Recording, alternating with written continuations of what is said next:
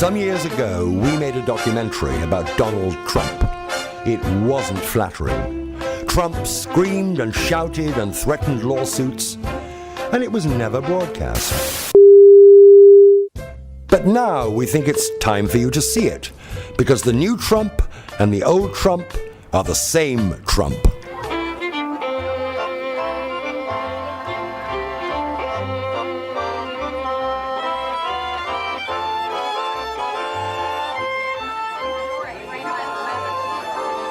I never thought I'd be doing this, I have to tell you. So just everybody have a good time, enjoy yourselves, and for many years enjoy the Trump shuttle. It seems hard to believe, but that triumphant ride on the Trump shuttle was barely 3 years ago. It feels like so much longer. Nothing marked the end of the 1980s, the decade of greed, more than the downfall of Donald Trump. But who is this man who rose so high and fell so fast? Very good. Give it to that girl right over there. He presents himself marvelously, but the Donald Trump that I saw in real life was very different. I believe that Donald Trump would be a very unhappy man if no one paid any attention to him.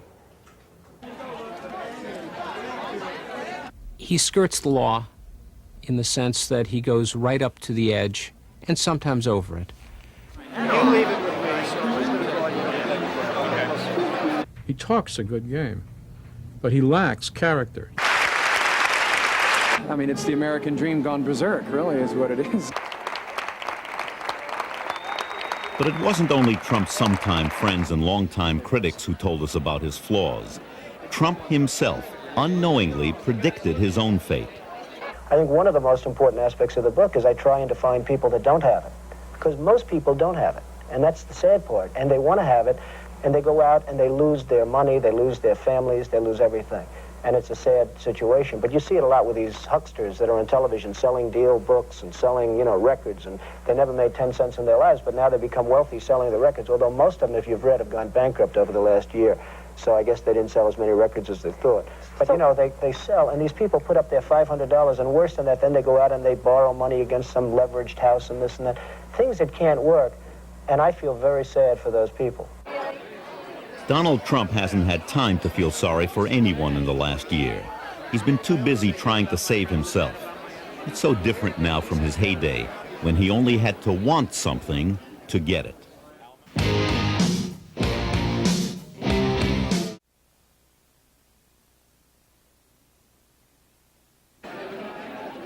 It is easy to see that Trump is in trouble now.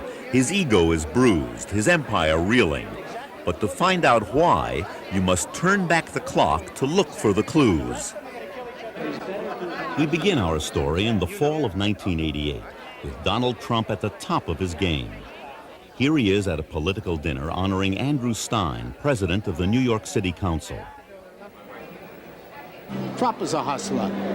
If a big guy, a rich guy, puts his arm around a politician, often that's better than money, because the politicians are in love with anybody who has money. Trump puts more than his arm around politicians. He's a frequent and generous campaign contributor to the council president. He is explaining to Stein that the contributions of some of his New Jersey associates are in violation of the new campaign laws. He's going to take them back and fix the problem. Right down. One guy from New Jersey, Andrew Stein. Andrew Stein, if you don't mind, I'll take a pass and get him corrected. You don't mind, do you? He doesn't miss a beat doing it, nor does he miss a camera turned in his direction. Boy, there's a lot of coverage tonight. He was the best-known businessman in America. Compared to Lee Iacocca, he was Schwarzenegger. He was Stallone. Maybe he was even Elvis. Look, I'm making him a star. Look at this. He gets more headlines for what he doesn't do than what he does, because he's news just by showing up. Here he is at a charity event. It's at the Plaza Hotel, then his newest toy. His wife, Ivana, had just had some very appealing cosmetic surgery. Don Johnson and Melanie Griffith were along for the ride. Not surprisingly, the press forgot all about the charity. It was a time when celebrities dominated the news. And thanks to their press agents, the rich were celebrities in the 1980s. Trump in particular. No matter what he said or did, no one asked the hard questions. In merchandising the apartments in Trump Tower, he would plant articles in the newspaper suggesting that the Prince of Wales was going to take an apartment, Sophia Loren was going to take an apartment, and wouldn't it be wonderful to see Sophia sitting in her bathtub overlooking Central Park, and all kinds of wonderful stories. It's a 58-story building, although if you ask Mr. Trump how tall it is, it's actually 68. He skipped 10 floors in the numbering system because it's much more exciting to live on the 55th floor than it is on the 45th floor. It drove the fire department absolutely crazy because they lost 10 floors in the building that they couldn't find. This is salesmanship, and Trump knows how to do it better than anybody. It's, as you and I were discussing, it's become the #1 attraction in New York, Trump Tower. The best hotel casino anywhere in the world. The biggest gross in the history of the gaming business. Said to be the greatest yacht in the world. The finest transportation operation anywhere in this country. The largest building privately financed ever built in the world. The biggest selling book, or one of them, of the decade. The best apartments in the world. This has really turned out to be almost mystical. It's been great. No area of the news was immune from the Trump hype. When Gorbachev came to New York for a summit in 1988, Trump saw a chance for a PR bonanza. The week before he arrived, all the television stations in New York said that Gorbachev was planning a visit to Trump Tower. Some of them even printed in the paper that this was going to happen. At no time was Trump Tower even tentatively scheduled as a place for Gorbachev to visit. It's almost a textbook example of a publicity stunt, which worked, and which has worked on many other occasions for him. Trump also considered himself immune from criticism, even by a Pulitzer Prize-winning architectural critic. I mean, you have an idiot like Paul Goldberger, who has probably the worst taste I've ever seen. Anytime he gives a good... I get scared when he gives me a good review. Because most of the time when he gets good reviews, they're not successful buildings. But you have a guy like Paul Goldberger who comes in, he's going to fight this job. Why? Because I said bad things about him in my book? Because I said he suffers from a lack of taste? Which he does. Just take a look at the way he dresses. Trump is possibly the only developer who has sued an architecture critic for a bad review. It was Paul Gapp, the critic of the Chicago Tribune. It was a nuisance lawsuit. It was done just to harass Paul Gapp and the Chicago Tribune. Ultimately, it went nowhere, which is where it deserved to go. By this time, it seemed Trump could say almost anything about almost anybody. Do you mind if I sit back a little bit? Because your breath is very bad. It really is. Has this ever been told to you before? No. Huh? Okay, then I won't bother. No, actually, that's how you get the edge. Who cared about Trump's abrasive behavior? Everybody loved his toys. For me, a fantasy fulfilled, to leave Donald Trump, the money mogul with the Midas touch, asking, who's been sitting in my chair? Who's been drinking my champagne? And who's been sleeping in my bed? Why, that little old Channel 10 news reporter me. That's who, Sheila Ellen Stevens. What did you do with it? No matter what happened then, everybody remembered one thing Donald Trump had done. Donald, you performed a great public service. That was on November 13th, 1986, when Trump completed the reconstruction of the public ice skating rink in New York Central Park. For 5 years, the rink had been closed, as the city spent $12 million trying to fix it. Then Donald Trump stepped in. He said he'd fix it fast and on budget, and he did. People even thought he'd done it for nothing. I think it was a level of competence, and we drive and we push and we get things done. Trump got paid in full. Some of his contractors didn't. And that's a story that didn't get told. I want you to work, he says, but there's one caveat, and that is that the work has to be pro bono. And I said, well, pro bono, I mean, my goodness, I'm Italian-American. Bono has to be Italian, I'll go for it. Well, little did I know that pro bono meant for free for the public good, but in reality, what he was asking us to do was to supply the services for the rink and to dispense with any profits or expenses. Back then, Donald Trump was no ordinary rich man. He was the people's billionaire. You like him? You like him?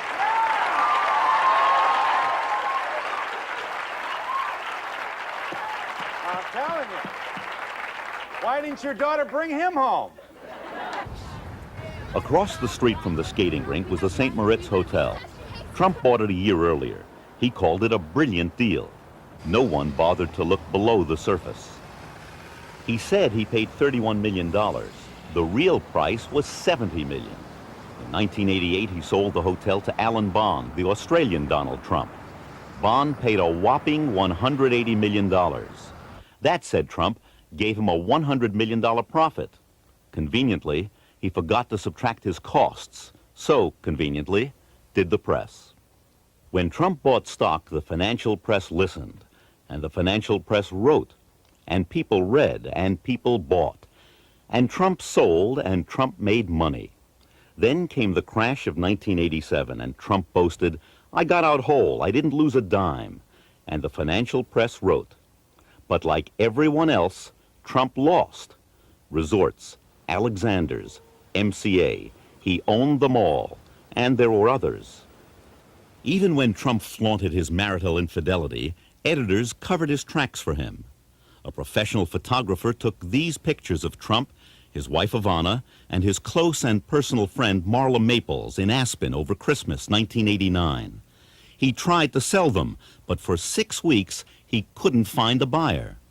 During the 80s, the cult of the rich and of great wealth and of great ostentatiousness was very much in. He met a need for the press. The press needed a poster boy for the 80s, an emblem, a shorthand way of telling people what was happening in the culture. But as the new decade began, the poster boy of the 80s woke up to find himself on the media's 10 most wanted list. Although no one had raced to be first with the story of the Trump divorce, there was an Olympic-sized competition not to be last. The devastating thing about the Marla flap is that it opened Trump to ridicule for the first time, and that is very deflating. And it's not only deflating, but it turns the publicity machine around. All the lovable quirks on the way up look very foolish, if not stupid, on the way down. And it's going to be it's very hard for him to come back from this kind of ridicule. Overnight, it seems, America turned from a fascination with what Trump has to what he could lose. Do you wish we'd all go away? Absolutely. In the old days, that is just a few months earlier, Trump had the power to dismiss the press, to make reporters accept his claims as facts. Now the press wouldn't go away, and though the stories were about numbers, it was easy to see the numbers were working against him.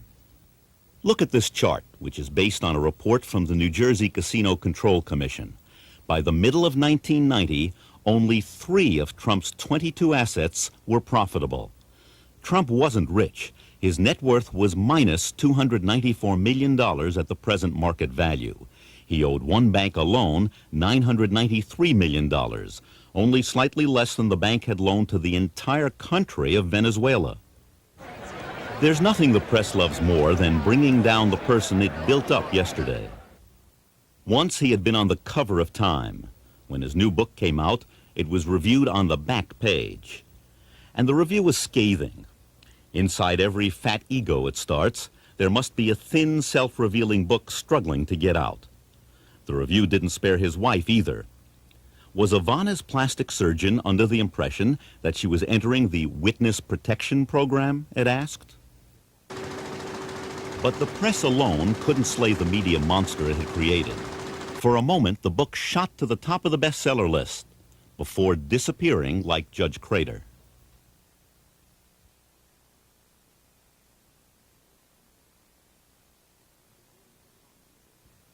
In the world beyond New York, he's Donald Trump, self-made billionaire. But in Brooklyn, he's still Fred Trump's son. And in Brooklyn, they remember it was Fred Trump who built the family fortune. Fred Trump would be here most every day, and he'd have his sons here. And he was teaching them the business from the ground up. Donald was one of my best customers. He'd have a hot dog most every day. A few occasions he would say to me that this must be a good business. And I'd say, it's a good business, I'm making a living, but I think yours is a little better. When Fred Trump started out, he built wood shingle houses. During World War II, he constructed homes for the military. When the war ended, using his political connections and little of his own money, he turned his attention to giant developments in New York's outer boroughs. Today, he still owns them. It was decent, but never good, the service. And the pat answer they give you here at maintenance is, this is not Manhattan. You get Brooklyn service here, whatever that means. I have no idea what that means, but walls have to fall down before you get any kind of service here. I'm just fortunate not to be a senior citizen here. What happens? That's where they get absolutely no service at all. Nothing. Because if they move out from their $150 a month apartments, the rent will go up to $600, $700. But they're afraid. See, senior citizens, they're between a rock and a hard place. They're afraid to complain. Fred Trump taught his son how to be tough. And from childhood on, Donald had his own builder's vision. He used to build the most beautiful buildings with building equipment, everything. He was great, even when he was a little guy. Donald was one of 5 children, and while he was adored at home, he was a behavior problem at school. I was sent to a military academy because I was really a problem. I was a very difficult guy for my parents. Then at Fordham and the Wharton School of Business, he missed the turbulent 60s.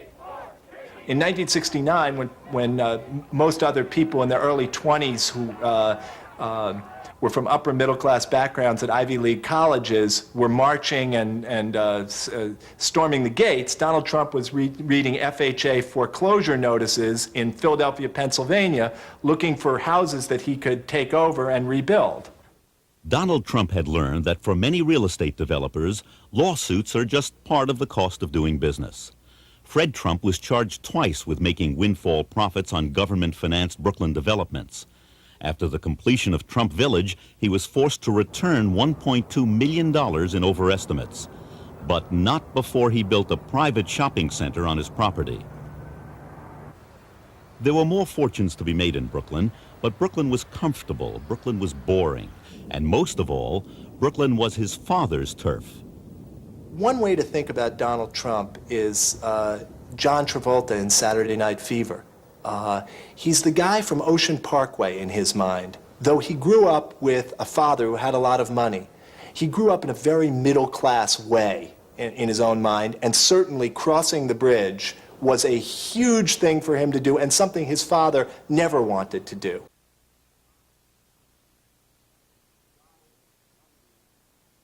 Donald was the young man who, the second generation boy who was going to conquer Manhattan. And he stood with me once in his park after we'd had a tense negotiation in which we fought, and as we often did. And he pointed to all these buildings around here, just about here. And he said to me, I'm going to be bigger than Helmsley in 5 years.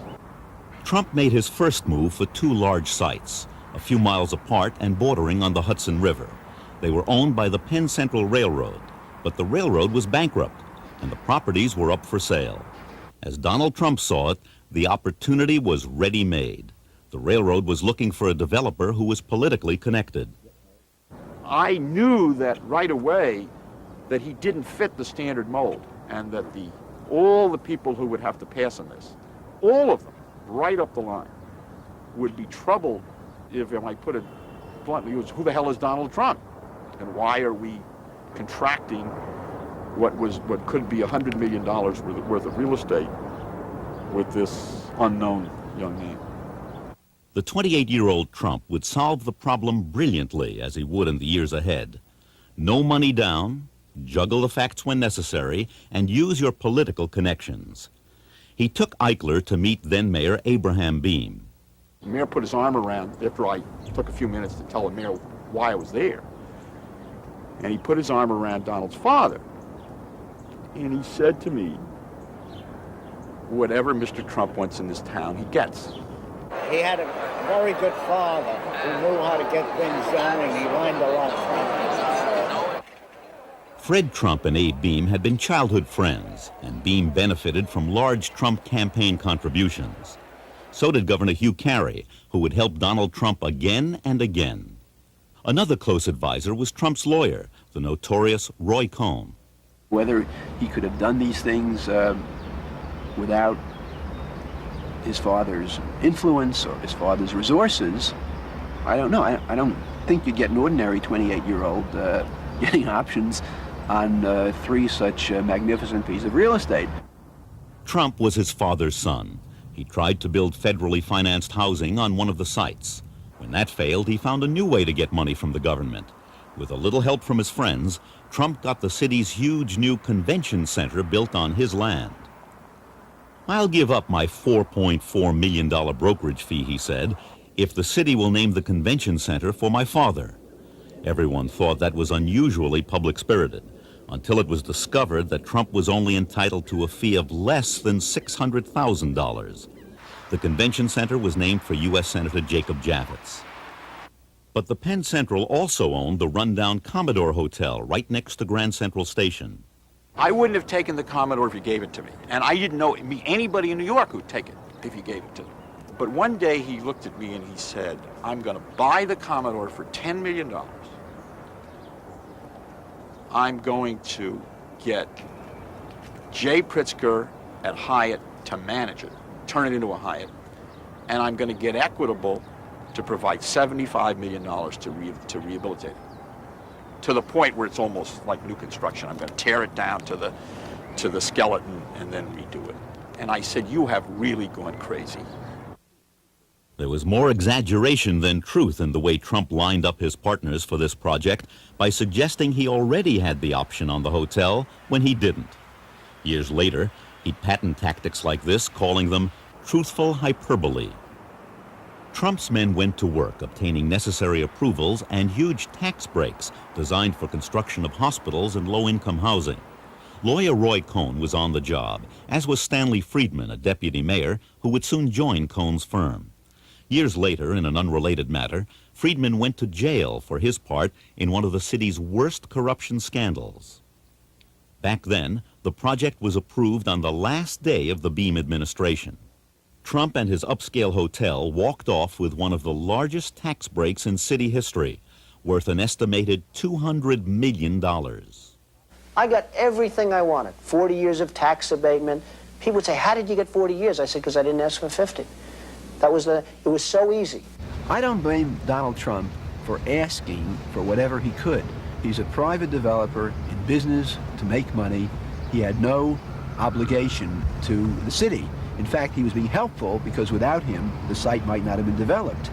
It's up to the city, to the Board of Estimate, to the mayor to stand fast and to negotiate a deal which not only allowed the property to be developed, but was in the best financial interest of the taxpayers for that time and for the future. That the city failed to do." Trump was no longer a kid from Brooklyn. He was an established developer and something else. He was the king of tax abatements. In the 1980s, other developers would follow his lead until building luxury housing with tax abatements became almost as popular as junk bonds and yellow ties.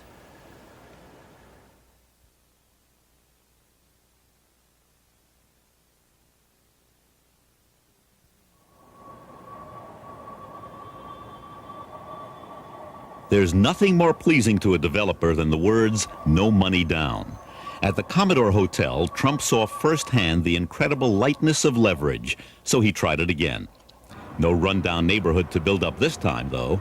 It was literally a Tiffany location, adjacent to the famed store on Fifth Avenue in the heart of Manhattan. Here he would build an edifice to himself. A retail atrium, all marble and bronze, 13 floors of offices, the rest expensive apartments. Trump Tower. Donald called me up one day in my office at about 11:45, said, "Meet me at Bonwit Teller in 15 minutes. Naturally, I dropped everything I was doing and came right over here. The first thing Donald said, "Isn't this the greatest location in the world? We're going to build the most exciting building in the world here." If the Hyatt had been a term paper in doing business in New York, the Tower was a doctoral thesis. Here's how it worked. Again, get someone to finance it. Equitable had been in on the Hyatt and owned the land under Bonwitz.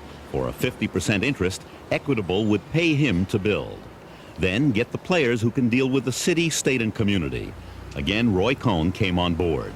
Finally, find a way to get approval to replace a 7-story building with a 58-story tower. Trump was determined to have every square foot he could have, and so the battle began. And it took us 15 months with a lot of shivers up our backs, never knowing whether we were going to win or not win. But Trump is a brilliant taskmaster at maneuvering behind the scenes politically as well as in the real estate world, and he succeeded. Once again, Trump got millions in tax abatements by finding a loophole in a law designed to promote middle-income housing. To neutralize the opposition in future battles, he soon hired the city's housing chief, who had opposed him on those tax abatements. In 1986, after the building had been completed, Trump broke one of his cardinal rules. He bought out his partner Equitable, and that cost him money. No matter, it would seem then, if the Hyatt had made him a player in New York, Trump Tower had made him a player in the world. Trump Tower was Reagan-era beauty come true for everyone. Trump was praised for his work, even by the critic he loved to hate. I've never minded the atrium that much as a work of design. A lot of people find it too glitzy, that sort of rosy, pink, apricot, whatever you call it, peach-colored marble.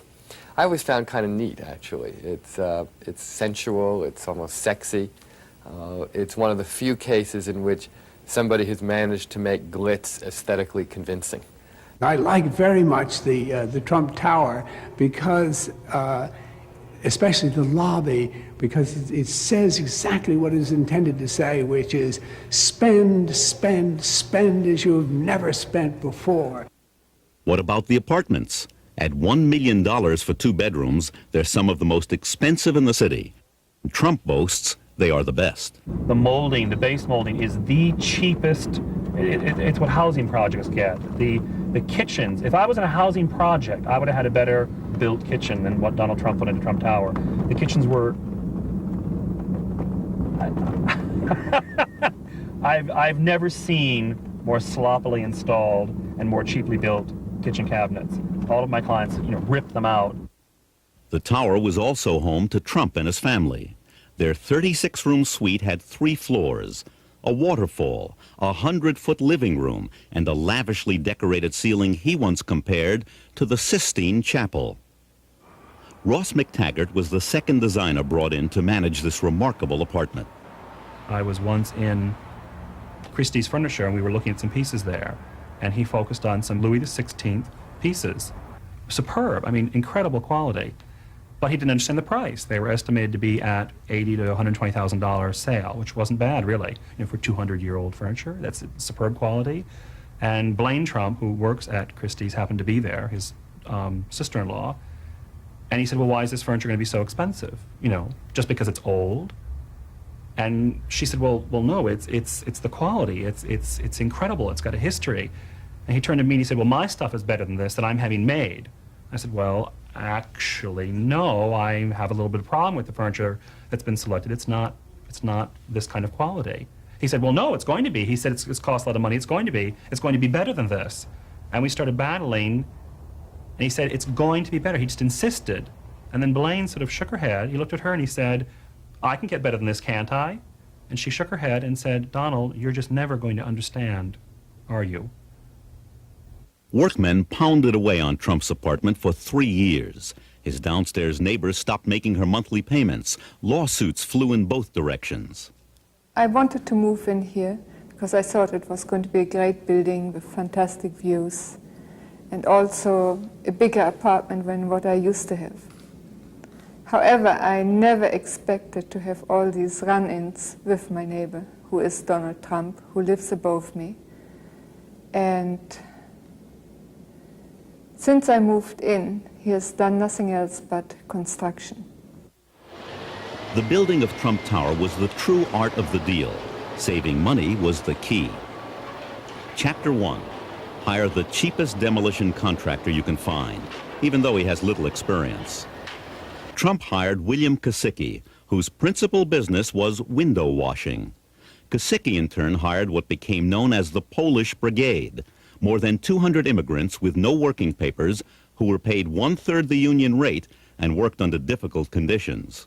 Years later, deny you ever knew they were there, even though you visited the site. They were sleeping in the building, They had no protective equipment. All the OSHA requirements were being ignored. They had no masks. They had no gloves. They were stripping wires with their bare hands, hot electrical wires. Chapter 2. Don't tell anyone that the building contains asbestos. The reason? Asbestos is costly to remove and dispose of. Trump says he isn't legally responsible. The law says he is. With the danger that was involved in working there, because all the wires, a lot of construction, it was covered with asbestos. Chapter 3. Hire a waste hauler who doesn't care what he carts and knows how not to leave tracks. Trump's demolition contractor got Eddie Garofolo, identified by law enforcement officials as mob-connected.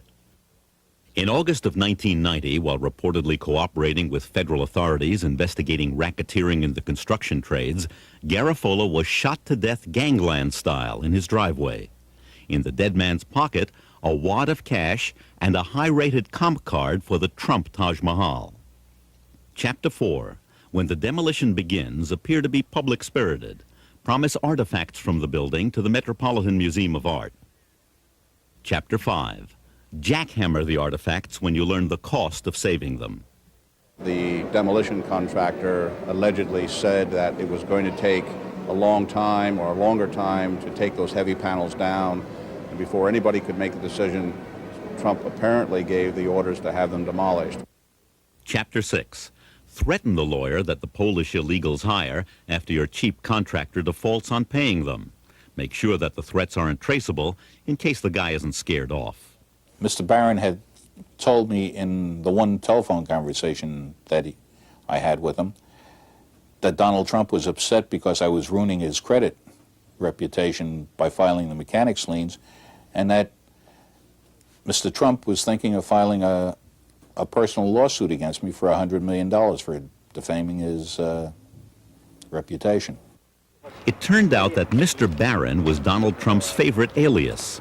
When this was revealed, Trump said, "What of it? Ernest Hemingway used the pen name, didn't he?" Chapter 7. Manage to stay out of trouble when your contractor is tried, found guilty, and fined for not paying his Polish illegals. And at any moment, this should have fell out of bed. Now, the people you got to ask the questions through is over in Newark, New Jersey, in the Department of Justice, where, interestingly enough, Donald's sister worked. She was the number 3 person in the office. The assistant U.S. attorney said, don't mention the name Trump inside here. If you want to talk about Trump, just say, let's go outside and take a walk. At the time, Trump's sister was an assistant in the U.S. Attorney's office in Newark. Today, she's a federal judge. Chapter 8. Have Daniel Sullivan make peace between the union and non-union workers on the tower. In late July, July 27, Donald called me and asked me to please come to New York because he had a major problem. The employees he represented on the demolition of the Bonwood Teller building were going to hang one of his vice presidents, Tom McCary, off the building. Prevent the hanging, but a decade later face legal charges that you defrauded the union pension and welfare fund. What do you think? You got to beat this red, Donald? Chapter 9. To build the largest concrete structure in New York City, turn again to Roy Cohn. Cohn is also the lawyer for the New York crime boss who controls the concrete business. Payoffs from contractors are dropped off at Cohn's office, so he may get paid twice for his services here. But then, you get who you pay for. Conclusion. In every respect, the building was pure Trump. Behind every facade, another facade. When you're going to spend the kind of money that we've spent on a building where we spend for the finest marble, for the finest bronze, for the finest everything else, you have to be careful, to be perfectly honest, because it really does add to your risk. And we decided to go absolutely first class all the way, and it's something we're very happy that we did. He calls it Trump Tower. It's money power that'll get you up where you want to be.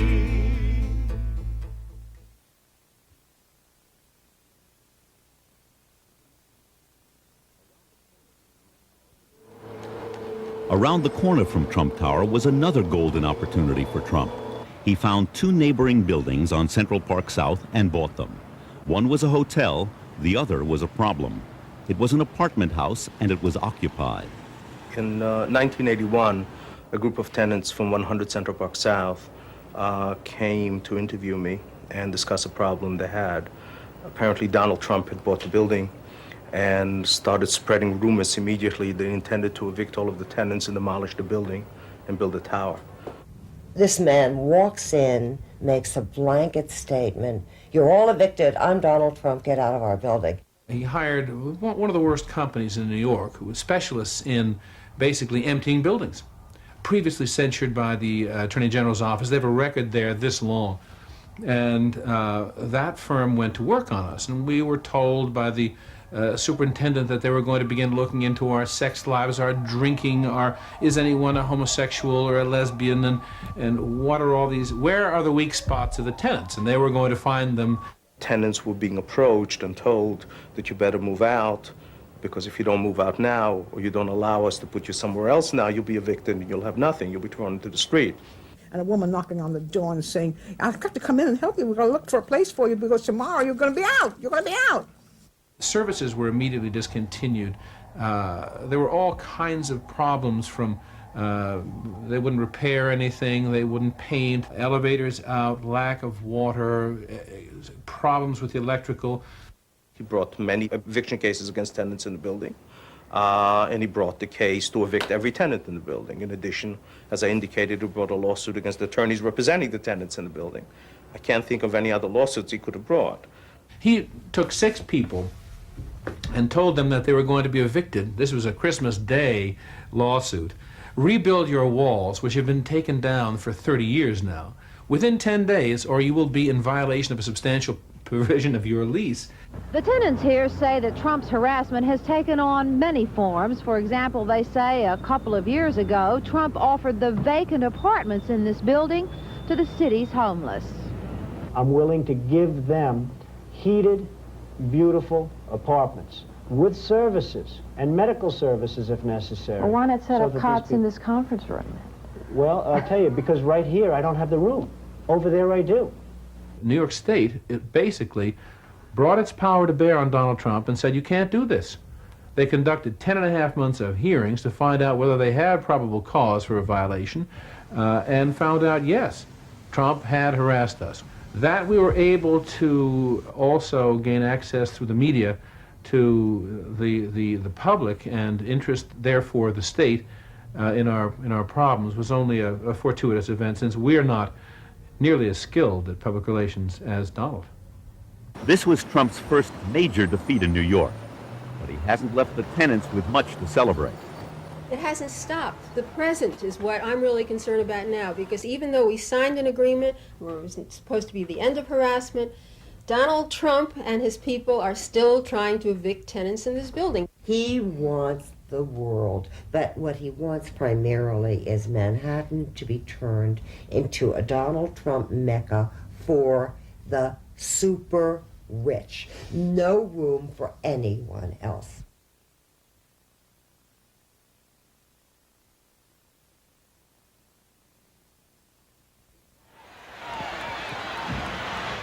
If Donald Trump had tried to capture the money crowd with Trump Tower, nothing made him more of a people's billionaire than his entrance into the world of professional sports. The United States Football League was playing an autumn sport in the spring when Donald Trump bought the New Jersey Generals franchise. It was a team with no players anyone would call the best or the greatest. Trump quickly set about changing all that, obtaining Doug Flutie and other stars and promoting them and himself. Quite frankly, he loved it because the United States Football League in general and the Generals team in particular started Donald toward his celebrity status. What he really wanted was a National Football League franchise, and he quickly provoked the confrontation by pushing the other USFL owners into going head-to-head with the NFL. Playing in the fall meant big money and fame. His withdrawal would have killed the league, and Donald was aware of that, and Donald used that magnificently well. Donald never came right out and said, if you guys don't go to the fall, I'm going to take my football and go home. But it was implied enough so that you can put 2 and 2 together and get 4. Donald was hell-bent to get into the NFL, either via an accommodation or a merger or a court case, which, in my opinion, he hoped would lead to a merger. It would take a lawsuit, and lawsuits were one of Donald Trump's favorite sports. He pressured the other owners into joining him. The results were disastrous. I believe that Donald felt that he could single-handedly win the trial. If you talk to Donald today, I'm sure he'll tell you that that was not a defeat. But the key is whether the USFL won, and that's won in quotes, won the trial or not. The fact is that the USFL is not playing today.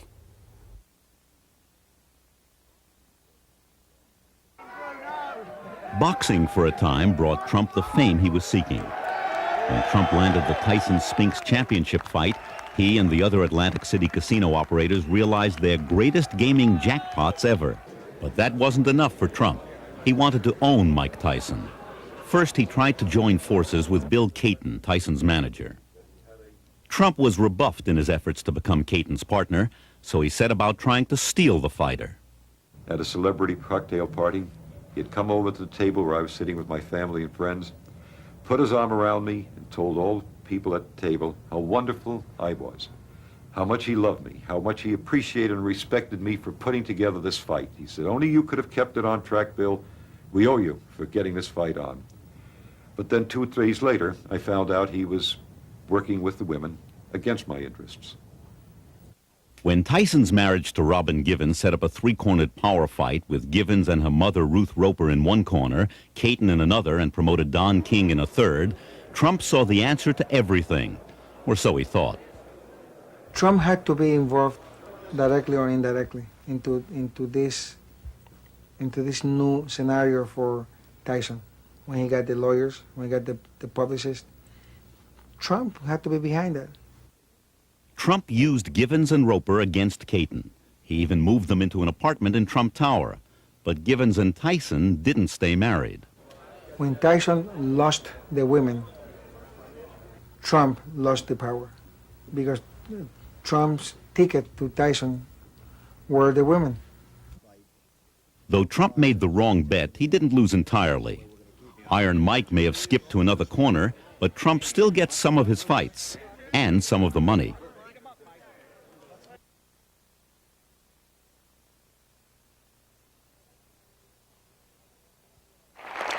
So that's the only reason I'm here tonight. That's not good, I said.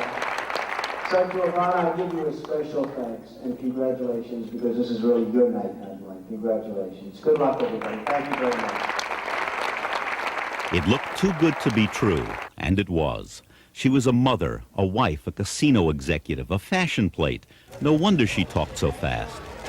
What's good for Atlantic City, it's good for Trump, as a Trump, because as nicer the city is going to become, and as more visitors we are going to bring in, not only at Trump, but Atlantic City is going to benefit from. Like everything else in Trump's story, the facts his publicity machine ground out about Ivana were just the point of departure. Born in Czechoslovakia, she made a marriage of convenience to an Austrian, allowing her to leave and join her lover in Montreal. There she was a runway model, not a top fashion model as Trump and his publicist said. She was an accomplished skier, but not an Olympic skier as publicized. Donald and Ivana met in a New York singles bar. They were married in 1977 by the Reverend Norman Vincent Peale, the exponent of the power of positive thinking. The Trumps had 3 children, but Ivana wanted more. I was a girl and I was young, and I was supposed to be at home. I was supposed to be maybe collecting the art. I wasn't supposed to be in their domain. I wasn't supposed to be running hotel and casino, which was a totally male-oriented business. Now she started at the top, promoting the Trumpian vision as the titular president of Trump's Atlantic City castle. But as she helped her husband, she also established herself. She became, in a sense, a competitor for media attention. There is competition in certain marriages. This one, since the marriage seemed to be played out more in the tabloid press and in the broadsheet newspapers of New York, rather than in a private household, that there is a competitiveness there for headlines, for attention. But for all the smiles and the glittering entrances at society events, this marriage was not as harmonious as it seemed. If you're good to him, he's incredible to you. If you're bad at him, you're dead. Someone told me once who was involved in the Trump Organization, worked there, that everyone that works for Donald spends 50% of their time worrying about incurring Donald's wrath, except for one person, Ivana Trump. He said she spends 90% of her time trying to worry about how not to get Donald to yell at her and now how not to incur his wrath. But even as she worried, she stood up to her husband. It may have been Donald who coveted the biggest yacht in the world. It was Ivana who used it. It may have been Donald who bragged about his Palm Beach house. It was Ivana who loved it. She has her own little spa there, and I know Barbara Walters, I hear, is coming. So she has many wonderful friends who are in business, who are workers. I guess she's quite a chore worker herself. I have to ask Ivana to stand up, because if we had this dinner here a year ago, it would not have been the same, believe me. She's done a great job. When Trump bought the Plaza Hotel, he made her president. Her salary, he said, would be $1 a year and all the dresses she could buy. A way of complimenting her and putting her in her place at the same time. It was also a convenience. His romance with Marla Maples was blossoming. He wanted to install her in Atlantic City, and to do that, he had to bring Ivana back to New York. In 1989, an event that telegraphed the stress in her life, Ivana underwent a physical transformation. Was it to save her marriage? If so, it didn't work. By now, Donald had Marla. When the Trumps finally reached a divorce settlement after reams of gossip column speculation, it looked just like the prenuptial agreement they had all along. But Ivana left with something extra. She became a Trumpian star in her own right, with a 7-figure book deal, a career as an advertising model with a daughter, and the freedom to enjoy the glittering social life her husband so often said he hated. As for Donald, the art of the deal with Marla was to stay in the headlines, but not necessarily close the transaction.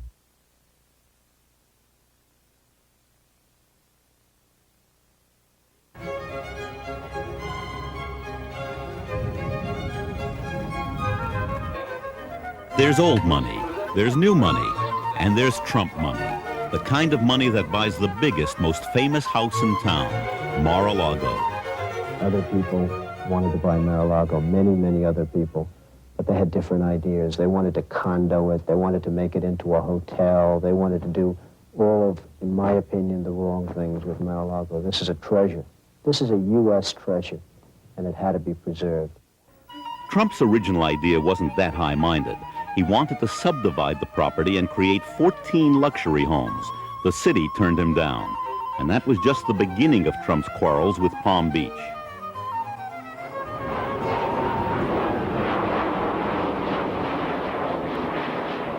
Everybody in real estate and all the residents of the city of Palm Beach know that that huge house, the Post Foundation home, is in the direct flight path of West Palm Beach International Airport. So how Mr. Trump overlooked this fact when he bought the house, I don't know. For Donald Trump to come down here like an invading bacteria, like a carpetbagger, and say, those planes fly over my mansion, Mar-a-Lago. I don't like the noise. Palm Beach County, I don't care how much money you've spent. Move your damn airport. I would be shocked and amazed that anybody reasonable would expect to move a federal facility for their own personal convenience and interest. In New York, when Trump had a problem, there was always a politician with a sympathetic ear. It wasn't so simple in Palm Beach. People then perceived myself as being in the hands or in the pockets of Donald Trump, wrongly perceived, but they perceived that just the same. And that resulted in a problem in terms of electability. On election day, Trump's candidates lost. Socially, Trump lost as well. When he flew in guests from New York, they went home buzzing about the unfashionably early dinner hour and the room phones that were programmed to prevent expensive long-distance calls. Among the locals, Trump fared no better. When he tried to get his tax assessment lowered, he failed. Finally, it turned out that this deal wasn't as artful as he claimed.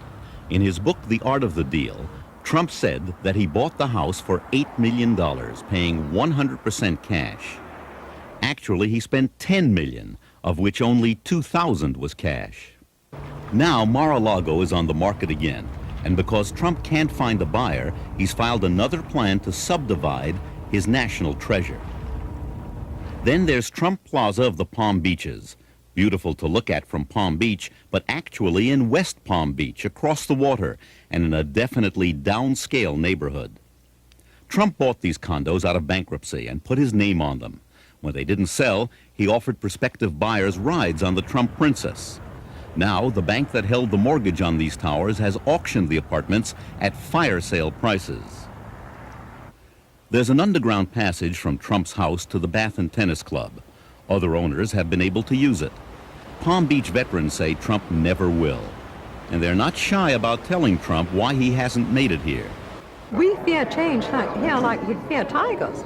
We're terrified of change. We've just had to landmark the bridges because they wanted to make huge, high-span bridges. We don't want change here at all. What's irked some people about Trump is that he hasn't really become a part of the charity thing. If he really wanted to be a part of this town, then perhaps, they feel, he should give money toward those causes. He could help us with money. Well, yes, For money, starters. money for charities. He could lend his name. lend his house, and Sure. contribute to a lot of things. Anybody can buy your way into a charity ball. You give me $500, you're in. You donate $20,000, maybe you can be one of the co-chair people. Well, what is that? That's nothing. As far as getting into the parties and into the people's homes, you can't buy your way in. They like you, they will invite you, or they won't. The criteria still is the old family name. The Vanderbilts, the Whitneys, the Munns, the Phipps, and to them, nouveau riche is just Another thing he couldn't get into Palm Beach was his yacht. The harbor was too small. So while it was there, the Trump Princess had to be moored in Fort Lauderdale, next to a Best Western motel. I don't think he has the makings of being a real Palm Beacher, though.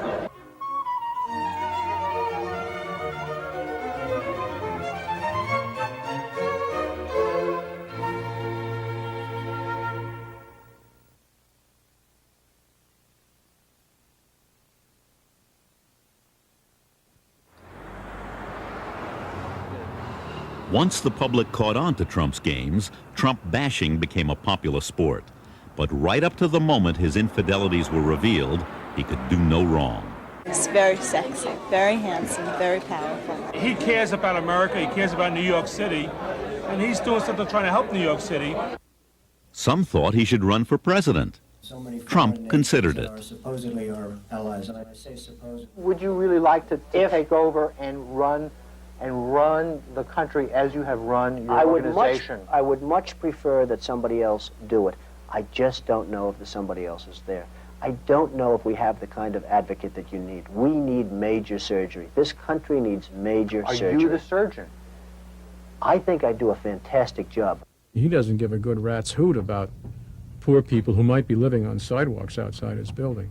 He talks a good game, but he lacks character. Those who have worked closely with Trump have seen a more personal side of this most public man. He has a loner quality. There's no question about it.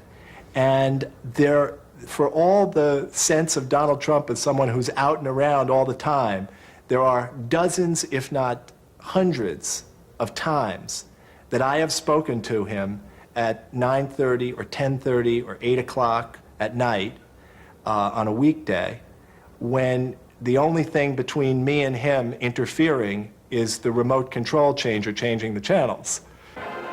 He presents himself marvelously, but the Donald Trump that I saw in real life was very different than the Donald that I saw on TV or on some sort of video or a talk show or something. And that fascinated me, and that's when I realized how much a performance it was. He can be extremely articulate and very well-mannered, and he has this marvelous sort of boyishness that projects, I think, rather successfully on camera. In person, you see a hostility and an anger. I've known him to say after a meeting where he'll freak out and scream at people that he'll walk out and say, some performance, wasn't it? But a lot of times it's not a performance, and he'll claim it is, because then it maintains his image that he's always in control. He's often out of control. He treats people, I've seen people treated horribly, including his own family, by him. Extraordinary verbal assaults. He doesn't define himself from within. He doesn't define himself through relationships or through some spiritual interests and concerns. He does not have close friends outside of his family. But I don't think, and he himself has said, that friendship in the way that other people might think it's important is as high a priority for him. You expect employees to speak well of the boss, but some of Trump's associates seem to genuinely love him. One in particular was this man, John Benanov, vice president of Trump Plaza Hotel and Casino. We have a great leader in Mr. Trump and in Mr. Hyde, and they care about their people, and that's the difference at Trump Plaza. They truly care about their employees. We don't like to overwork. 4 months after this interview, Benanov, Stephen Hyde, and Mark Ettis, another key Atlantic City executive, were killed in a helicopter accident. A stunned Trump publicly mourned their loss. 9 months later, in an interview in the New York Times, Trump attacked the 3 dead men, blaming many of his financial problems in Atlantic City on their mismanagement. The comments enraged some Trump employees. Trump later denied he made the criticism, but the reporter who wrote the story told us Trump couldn't have been more explicit. When you work for Trump, you know you're working for the best. I think it's human nature. When people say, where do you work? When you're working for the #1 place, there's a lot of pride behind that.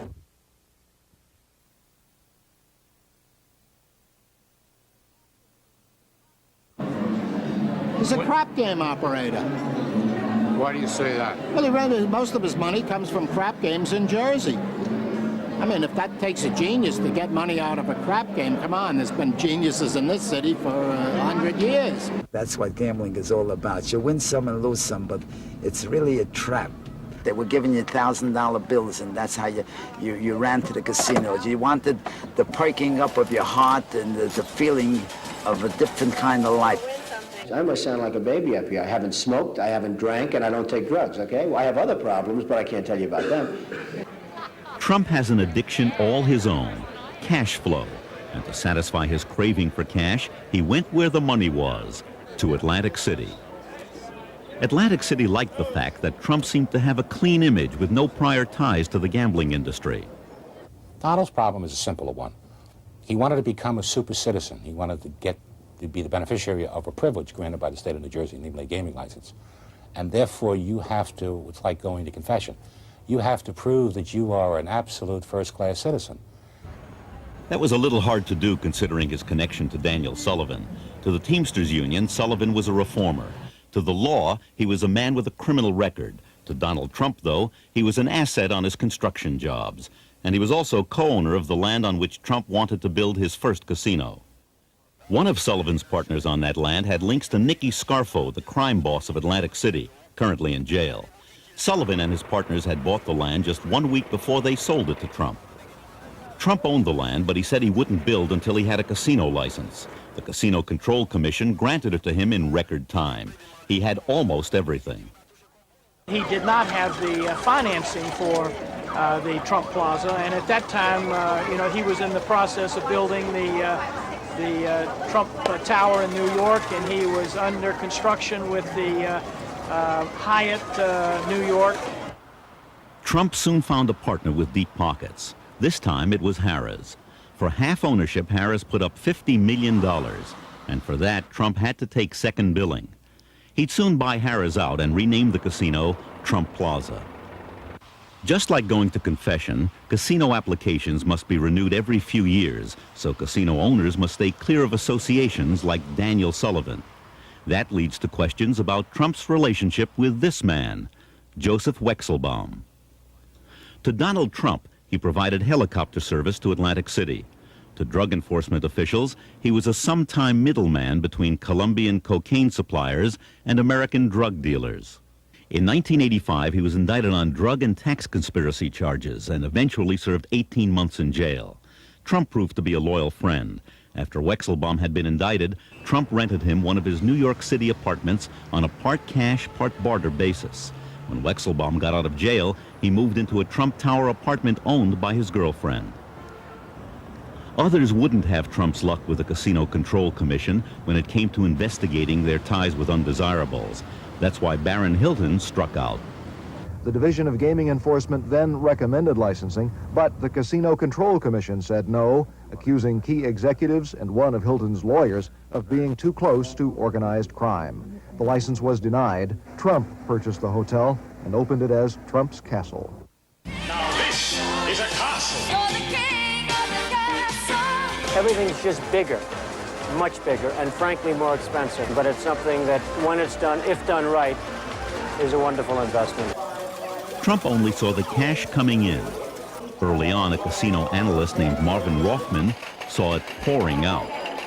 While cash flow numbers sound very impressive, it's very important to be able to cover your debt service, because cash flow doesn't mean anything if you can't cover debt. Covering debt wasn't on Trump's mind. Having it all was. So Trump's debt grew larger as he relied on the magic of junk bonds instead of partners to finance his habit. But this was the mid-1980s. Trump was on top. Every hand was full of aces, and he kept going. Trump began playing a new game, weaken your competition. First came Harrah's, his former partner. He bought its stock, and the company spent $30 million buying him out. With the profits, he went after Bally's. There was litigation on both sides, and in the end, Bally succumbed to his apparent greenmail and paid him off. He skirts the law in the sense that he goes right up to the edge and sometimes over it. He uses his enormous economic clout.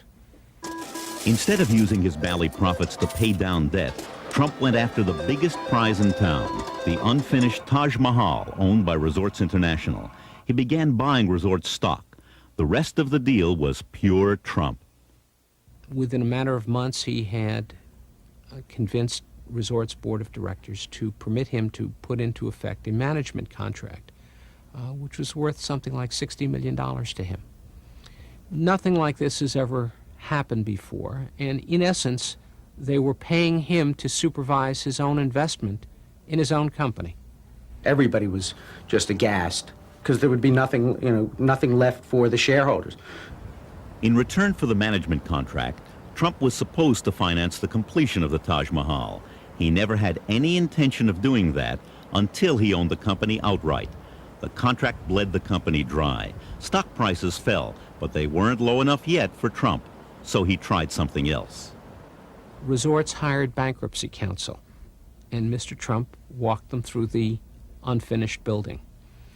Within hours, all of Atlantic City, and indeed the entire financial community, knew that Resorts had consulted bankruptcy counsel, and the rumors were rampant that Resorts was going into bankruptcy. There's no doubt that this had a very intimidating effect on the Casino Control Commission. Today, Donald Trump sat in the audience as state officials considered his request to gobble up even more. Trump's next frontier, the biggest of them all, the resort's Taj Mahal, still under construction. You ask yourself, why did the Casino Control Commission approve it? I think they were literally bowled over by Donald Trump and by the utter fear that they had that he would walk away from Atlantic City, that he would let this hotel under construction remain unfinished, that it would be another blight on the Atlantic City landscape to have New Jersey's tallest building sitting there as a skeleton for everybody to see. Everyone was happy about the deal except the shareholders. Before Trump's deal could be completed, out of the West came what looked like a white knight. It was the biggest high-stakes game on the boardwalk in years. The players, entertainer Merv Griffin and billionaire businessman Donald Trump. The prize, Resorts International, and the unfinished Taj Mahal. The winner, some might call it a tie. Griffin gets Resorts, Trump the Taj Mahal. Love that perception. I won. He is still, a year later standing in New York going, I won. He wants to make sure everybody in America knows he won. And so I look at him and say, Donald, you won. Now do you feel better? Now eat. He had called me after he had negotiated to sell the property to Merv Griffin. And he said, didn't I do the best deal? Didn't I get the best of Merv, Marvin? And I said, Donald, I think it was great that you sold the property, but I think you made a mistake. I think buying the Taj Mahal is going to be a very bad thing for you. Well, what do you mean? I mean, I think the Taj Mahal is going to be the greatest success ever. I mean, you just don't understand. And I said, well, I can't understand why you want to operate 3 different properties in Atlantic City. How do you differentiate the marketing? And the Taj is going to be such an expensive property to operate. Marvin, you just don't have vision. You just don't understand. This thing is going to be a monster. Having won this battle, Trump thought he could do anything. He plunged in and bought 2 more Atlantic City properties. Now he really needed cash, so he invested in another competitor, hoping to get bought out at a profit again. This time, the Casino Control Commission made him back down. It threatened to take his licenses if he did it again. That cut off his cash supply. Mr. Trump, or for that matter, any other casino operator, may not use a subsequent sale or disposition to purge himself of the taint created by the purchase of an interest in a New Jersey casino competitor or its holding or intermediary companies. This was the turning point for Trump, but he didn't see it. His sights were set only on the opening of the Taj Mahal.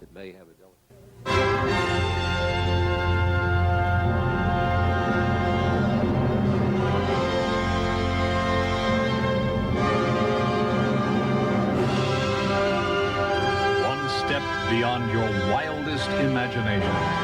A billion-dollar dream come true. Donald J. Trump's Taj Mahal, the 8th wonder of the world. An 8th wonder wasn't enough. Trump needed a miracle, a business that would throw off enough cash to pay his enormous debt. The regulators were turned off. The banks cried for blood. Trump gave it to them. He personally guaranteed the loans and put his properties at risk. Trump saw only the upside. Marvin Roffman saw it differently. If the company doesn't generate the kind of wins it takes to pay $95 million debt service, to pay $125 million to the payroll and payroll expenses, if we got into a bad economy and all of a sudden the Atlantic City market stopped growing, I think that would be catastrophic to an operation like the Taj Mahal that was so leveraged in debt. Trump went ballistic over a similar prediction in the Wall Street Journal. To appease him, Roffman's employers, Montgomery Janney Scott, fired him. The analyst sued. Not only did he win, the judge awarded him $700,000 in damages. When the Taj Mahal opened in the spring of 1990, it didn't solve Trump's problems. It made them worse. Within 6 months, the once invincible Trump had to file for bankruptcy and give his bondholders a 1/2 ownership in his crown jewel. By now, Trump was in danger of being washed out to sea on a wave of debt. His castle was being held for ransom, and Trump Plaza couldn't bail him out. Trump's addiction for cash had brought him to the brink. I, in a way, get high from what I do, okay? In a way, that's and I look at it as a positive addiction, because addiction can be positive. The casino's a tough nut. They're tough. They're really tough. I wish there was a chance of beating them. I'll be the first in line, but there isn't. You gotta die broke with the game.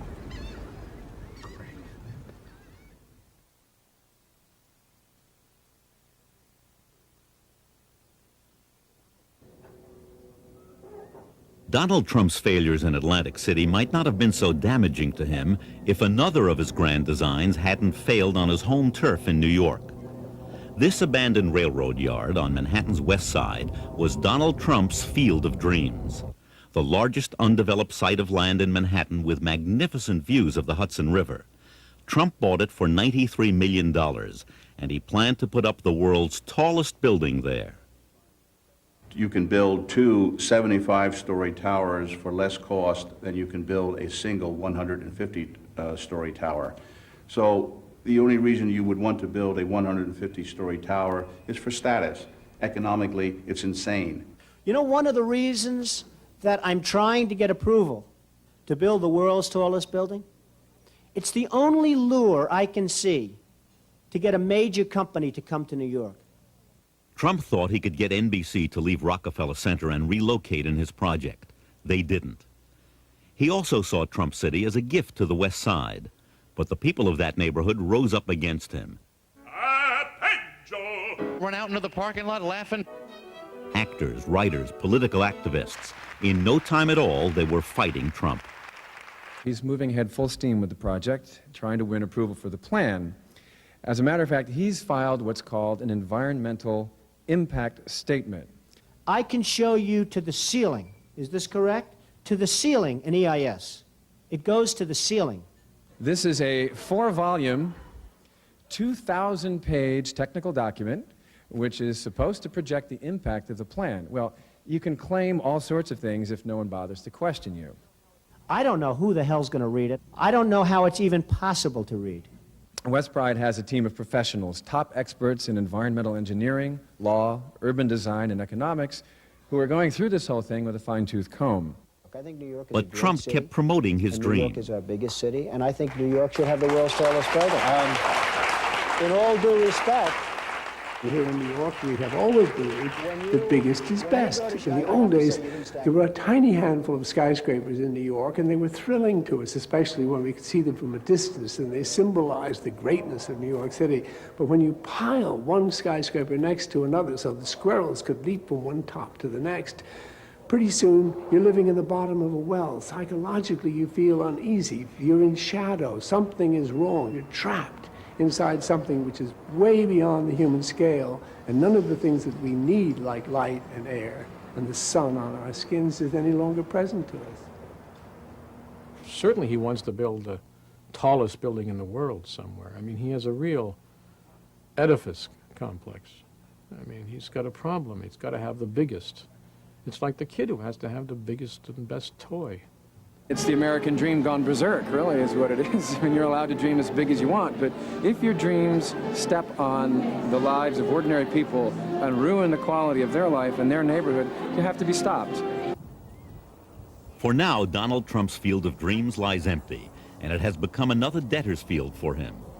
In interest and taxes, it costs him $60,000 a day, $1.8 million a month, $21 million a year. It took years, but those numbers finally began to impress even Trump. And to the surprise of many, the dictatorial developer turned into a conciliatory collaborator. And all those people he used to fight with, suddenly they were his best friends. The tallest building in the world, suddenly it was any building his opponents in the city would let him put up. But like almost everything else in Trump's life, this project's future remains uncertain.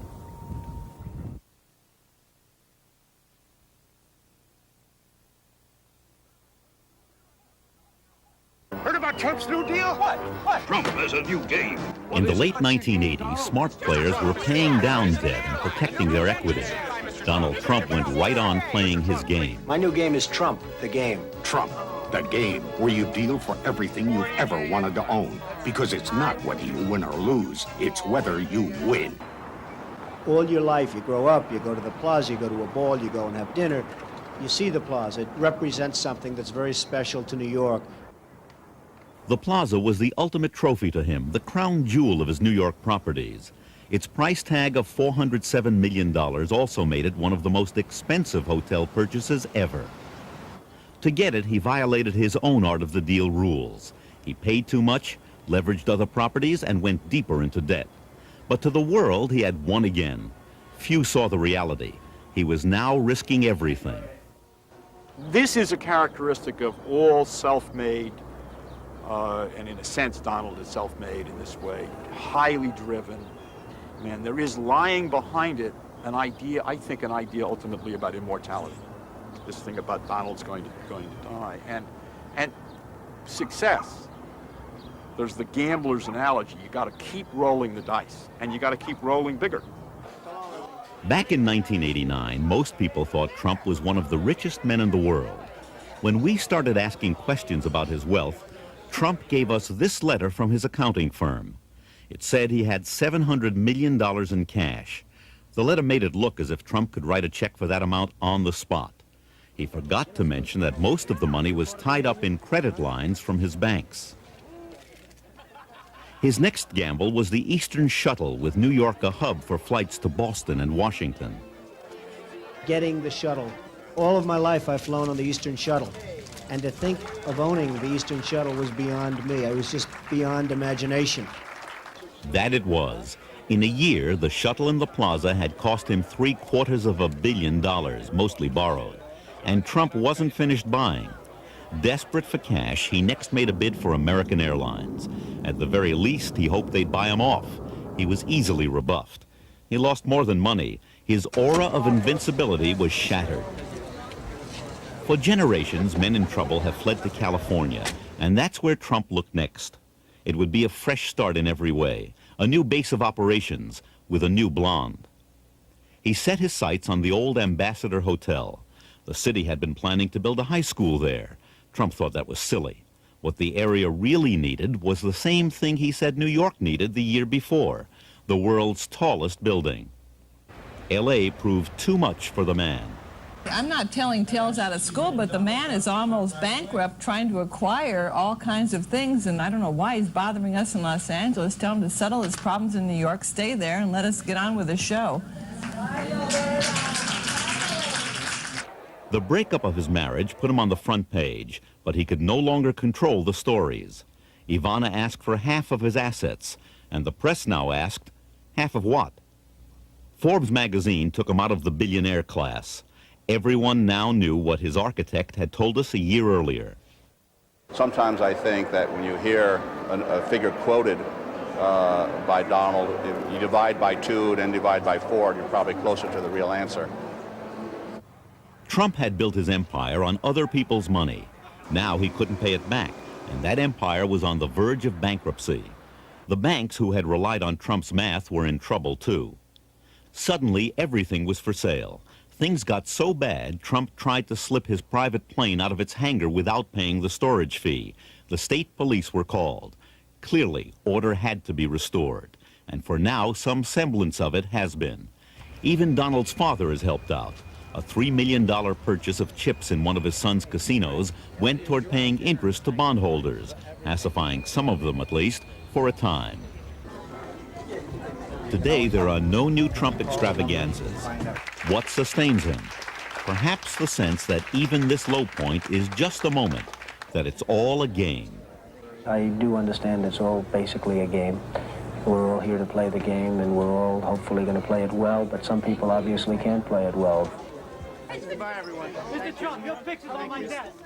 For Trump, the game that made him its hero was over.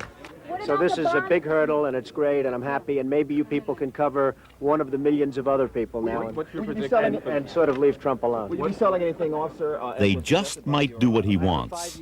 And where would that leave him? The only end to this road is sort of ultimate madness, and living alone in an apartment complex in Panama and growing your fingernails long and storing your urine in mason jars. He just, there's no other way. I mean, that or taking over the world, one or the other. It's either the most public life in the world or the most private at the end of this. There's no in between. You're not going to catch him out, with a Toro on a Sunday afternoon cutting the lawn somewhere. It's going to be one extreme or another, either the greatest Bond villain of all time or Howard Hughes. If you should forget that Trump's his name, you'll see it 553 times in the game. Now we know that Donald is one rich guy, so how come in every shot he wears the same shirt and tie? If your deals turn out lucky and you're smart as a fox, you could be like Donald and end up on a box. Big bucks will never seem the same when you play Trump the game.